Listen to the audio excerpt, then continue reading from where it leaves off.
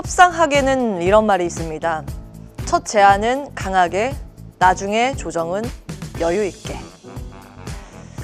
추후의 조정은 여유 있게 한다. 이건 앵커링 효과와도 맞닿아 있습니다. 협상학에서 흔히 쓰이는 표현이죠. 트럼프 대통령이 아주 잘 사용하는 효과이기도 합니다. 이 전략을 정말 잘 구사한다. 오늘 정말 그런 생각을 느끼게 하게 하는데요. 다음 보겠습니다. 이번에도 시장이 기대했던 관대한 관세 대신 한껏 강하게 밀어붙인 보편 관세 플러스 상호 관세 카드를 꺼내들었죠. 자, 이 인물을 참 우리가 잊고 있었다 이런 생각이 듭니다. 계산된 움직임, 트럼프의 협상은 다시 시작됐습니다. 이번에 발표된 자료 함께 보실 텐데요. 트럼프 대통령은 연설에서 이번 상호 관세를 관용적이라고 표현을 직접적으로 했습니다. 그런데 시장은 화들짝 놀랐습니다. 왜일까요? 화면에 나오는 이 숫자들을 보면 이게 정말 관용이 맞나 싶을 정도로 절로 고개가 갸웃해집니다. 우선 4월 3일 자정부터 수입산 자동차에 일괄적으로 25% 관세가 적용이 되고요. 보편 관세 10%를 일괄적으로 또 모든 국가에 적용을 합니다. 거기에 추가로 상호 관세라는 이름 아래 개별 국가에 한 번 더 매겨집니다. 한국은 25%, 중국은 34%, 베트남은 무려 43%. 참고로 중국은 지난번에 20% 기존 관세 발표를 했기 때문에 다 합치면 54%가 됩니다. 그야말로 보편 위에 보복이 얹어진 셈입니다.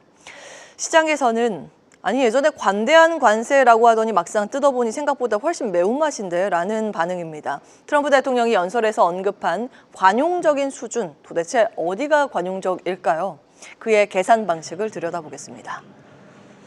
미국에 부과하는 평균 관세를 보면 중국은 미국에 지금 67%를 부과하고 있다. 유럽연합은 미국에 39% 부과하고 있고 베트남은 미국에 90%를 부과하고 있다. 이렇게 주장을 했는데요.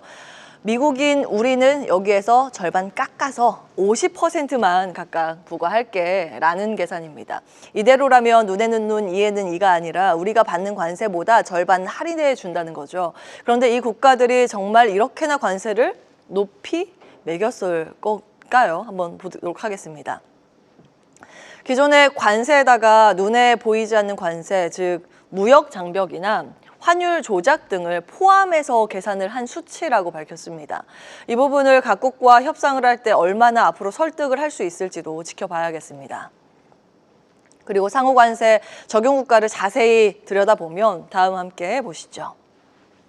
다음 리스트 함께 들여다보겠습니다. 이 리스트 좀 가지고 왔습니다.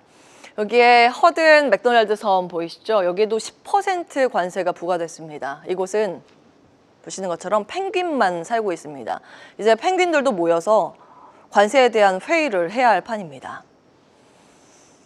그래도 아무런 것만 있는 건 아니었습니다. 무역확장법 232조에 따라서 관세가 이미 적용된 대상들은 이번 상호관세에서 면제됐는데요. 대표적으로 반도체, 제약, 구리, 목재, 자동차 등은 빠지게 됐습니다. 다만 자동차는 앞서서 상호관세는 여기에 이제 상호관세는 제외가 됐지만 앞서 말씀드린 일괄관세 25%는 부과가 됩니다.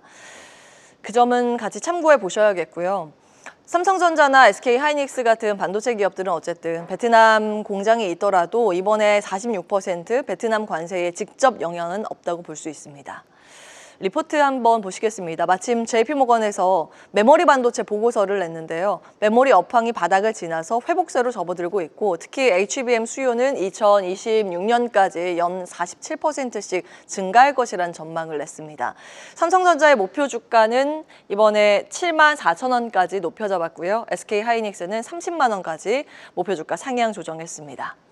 하지만 다른 의견도 나옵니다. 반도체 관세 면제지만 세트 수요 타격은 불가피하다는 관점에 NH투자증권의 보고서도 나왔습니다. 대부분의 조립 공정이 중국, 베트남, 인도, 멕시코 등에 있기 때문에 이번 관세 대상 국가에 위치해 있죠.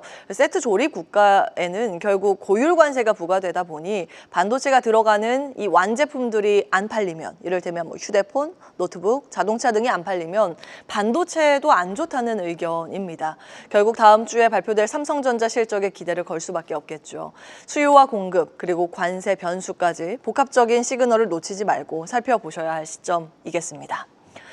또한 이번 관세 전략은 전형적인 앵커링 협상 구조라는 평가입니다. 일단 세게 부르고 그걸 기준점으로 협상을 시작하는 것이죠.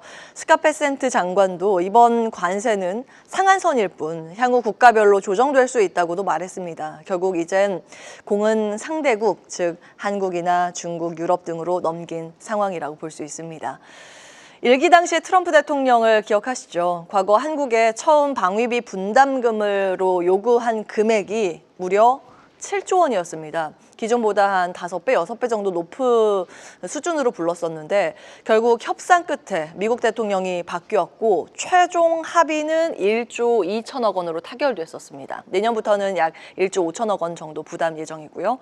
이처럼 트럼프식 협상법은 일단 크게 부르고 그다음에 전화해 이런 식입니다. 그래서 이번 관세도 비슷한 패턴이 나오지 않을까 해석이 같이 나오고 있습니다. 왜냐하면 관세는 결국 미국 소비자에게 돌아가는 부메랑이기 때문입니다.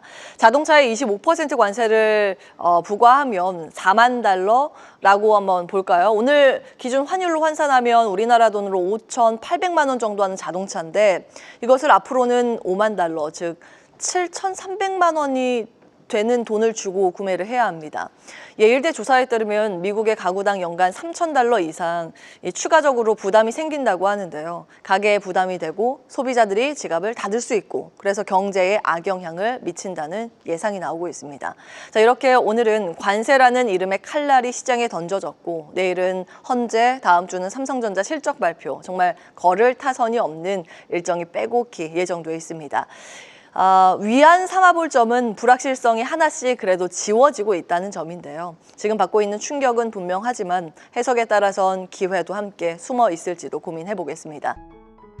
계속해서 다양한 경제 이슈를 알고 싶다면 구독과 좋아요, 알림 설정 부탁드립니다. AI 캐스터 권미정이었습니다.